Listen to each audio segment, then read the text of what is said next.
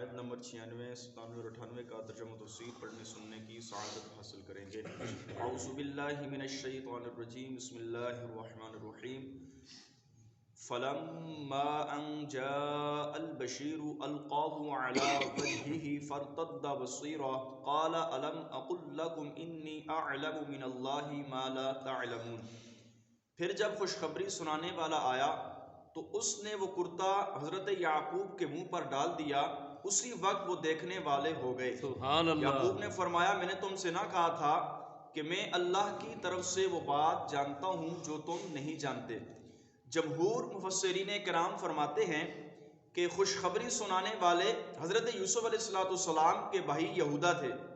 یہودا نے کہا کہ حضرت یعقوب علیہ السلام کے پاس خون آلودہ قمیص بھی میں ہی لے کر گیا تھا، میں نے ہی کہا تھا کہ حضرت یوسف کو بھیڑیا کھا گیا ہے اور میں نے ہی انہیں غمگین کیا تھا، اسی لیے آج کرتا بھی ان کے پاس میں ہی لے کر جاؤں گا، یعنی ان کو غم بھی میں نے دیا تھا اور خوشخبری کی خبر بھی ان کو میں ہی سناؤں گا۔ حضرت یوسف علیہ السلام کی زندگانی کی فرحت انگیز خبر میں ہی سناؤں گا۔ چنانچہ یہودا برہانہ سر اور برہانہ پا کرتا لے کر 80 فرسنگ یعنی 224 کلومیٹر دوڑتے ہوئے آئے۔ راستے میں کھانے کے لیے اپنے ساتھ 7 روٹیاں لائے تھے۔ فرتش شوق کا عالم یہ تھا کہ ان کو بھی راستے میں کھا کر تمام نہ کر سکے، یعنی آپ بھاگتے بھاگتے حضرت یعقوب علیہ السلام کو خوشخبری سنانے کے لیے 240 کلومیٹر تک آپ بھاگتے رہے خوشخبری سنانے کے لیے۔ اس دوران فرمایا 7 روٹیاں آپ نے ساتھ لائی تھیں، لیکن اتنی خوشی کے عالم میں تھے کہ 240 کلومیٹر بھاگتے رہے۔ اس بھاگنے کے دوران آپ نے 7 روٹیاں بھی مکمل نہ کھا سکی۔ الغرض یہودا نے جب حضرت یوسف علیہ السلام کی قمیص حضرت یعقوب علیہ السلام کے چہرے مبارکہ پر ڈالی تو اسی وقت آپ علیہ السلام کی آنکھیں درست ہو گئیں اور کمزوری کے بعد قوت اور غم کے بعد خوشی پھر لوٹ آئی۔ حضرت یعقوب علیہ السلام نے فرمایا، میں نے تم سے نہ کہا تھا کہ میں اللہ تعالیٰ کی طرف سے وہ بات جانتا ہوں جو تم نہیں جانتے، کہ حضرت یوسف علیہ السلام زندہ ہیں، اللہ تعالیٰ ہمیں آپس میں ملا دے گا۔ قالوا یا ابا نستغفر لنا ذنوبنا انا كنا خاطئین قال سوف استغفر لكم ربی انه هو الغفور الرحیم۔ بیٹوں نے کہا، اے ہمارے باپ، ہمارے گناہوں کی معافی مانگیے، بے شک ہم خطا کار ہیں۔ فرمایا، عنقریب میں تمہارے لیے اپنے رب سے مغفرت طلب کروں گا، بے شک میرا رب ہی بخشنے والا مہربان ہے۔ یعنی جب حق بات ظاہر ہوئی اور واضح ہو گئی تو بیٹوں نے حضرت یعقوب علیہ السلام کے سامنے اپنی خطا کا اعتراف کرتے ہوئے عرض کی، اے ہمارے باپ، آپ علیہ السلام ہمارے رب سے ہمارے گناہوں کی بخشش طلب کیجئے، بے شک ہم خطا کار لوگ ہیں۔ مفسرین کرام فرماتے ہیں کہ حضرت یعقوب علیہ السلام نے اپنے بیٹوں کے لیے دعا اور استغفار کو سحری کے وقت تک مؤخر فرما دیا، کیونکہ یہ وقت دعا کے لیے سب سے بہترین وقت ہے۔ نماز جو تہجد کا وقت ہوتا ہے، نماز فجر کا ٹائم داخل ہونے سے پہلے جو بھی وقت ہوتا ہے، اس کو سحری کا وقت، تہجد کا وقت کہا جاتا ہے۔ یہ دعا کے لیے سب سے بہترین وقت ہے، اور یہی وہ وقت ہے جس کے بارے میں اللہ تعالیٰ فرماتا ہے کوئی دعا مانگنے والا کہ میں اس کی دعا کو قبول کروں۔ چنانچہ جب سحری کا وقت ہوا تو حضرت یعقوب علیہ السلام نے نماز پڑھنے کے بعد ہاتھ اٹھا کر اللہ تبارک و تعالیٰ کی بارگاہ میں اپنے صاحبزادوں کے لیے دعا کی، دعا قبول ہوئی اور حضرت یعقوب علیہ السلام کو وحی فرمائی گئی کہ آپ کے صاحبزادوں کی بخشش کر دی گئی۔ حضرت یوسف علیہ السلام نے اپنے والد ماجد کو اور ان کے اہل و اولاد کو بلانے کے لیے اپنے بھائیوں کے ساتھ 200 سواریاں اور کثیر سامان بھیجا تھا۔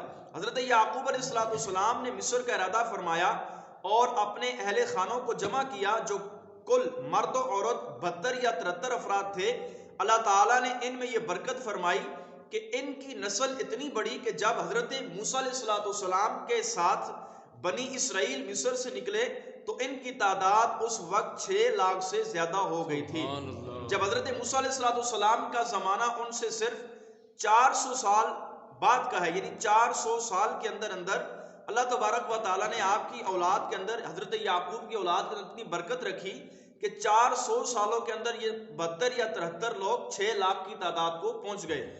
الحاصل جب حضرت یعقوب علیہ السلام مصر کے قریب پہنچے تو حضرت یوسف علیہ السلام نے مصر کے بادشاہ اعظم کو اپنے والد ماجد کی تشریف آوری کی اطلاع دی اور 4000 لشکری اور بہت سے مصری سواروں کو آپ علیہ السلام کے ہمراہ اپنے ہمراہ لے کر اپنے والد ماجد کے استقبال کے لیے صدا ریشمی آپ علیہ السلام پھیرتے اٹھتے اور قطاریں باندھتے ہوئے روانہ ہوئے، یعنی استقبال کے طور پر آپ نے اپنے والد گرامی کا استقبال کیا۔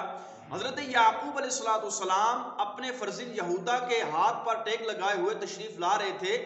جب آپ علیہ السلام کی نظر لشکر پر پڑی، آپ علیہ السلام نے دیکھا کہ صحرا زرق و برق سواروں سے پر ہو رہا ہے، تو فرمایا اے یہودا یہ کیا فرعون مصر ہے جس کا لشکر اتنی شان و شوکت سے آ رہا؟ یہودا نے عرض کی نہیں، یہ حضور کے فرزند حضرت یوسف علیہ السلام ہیں جو آپ کے استقبال کے لیے اتنا بڑا لشکر لے کر آ رہے ہیں۔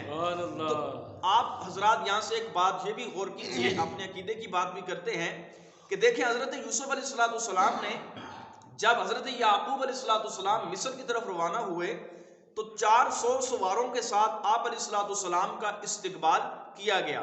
تو جب نبی پاک صلی اللہ تعالی علیہ وسلم کی آمد مصطفیٰ ہو، ربیع النور شریف کا مہینہ ہو، تو آپ علیہ السلام کی آمد پر آپ کا استقبال چاہے وہ محفل کی صورت میں ہو، چاہے وہ جلوس کی صورت میں ہو، چاہے وہ آپ کی ذات پر درود و سلام پڑھنے کی صورت میں ہو، آپ کی نعت خوانی کی صورت میں ہو، تو اس سے پتہ یہ چلا کہ یہ کرنا بھی جائز ہے کہ استقبال کرنا تو ہمارے نبیوں کا طریقہ ہے کہ حضرت یوسف علیہ السلام نے اپنے والد گرامی حضرت یعقوب علیہ السلام کا اور اپنے اہل خانہ کا استقبال کیا تھا۔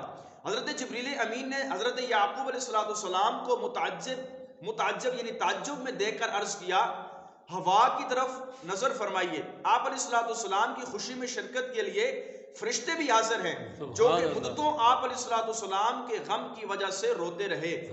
فرشتوں کی تسبیح، گھوڑوں کے ہلہلانے، طبل و بغل کی آوازوں نے عجیب کیفیت پیدا کر دی۔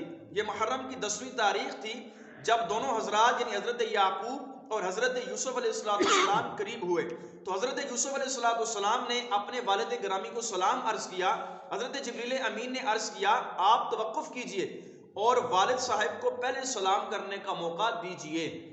چنانچہ حضرت یعقوب علیہ السلام نے فرمایا السلام علیک یا مذہب الاحزان، یعنی اے غم کو دور کرنے والے تجھ پر سلام۔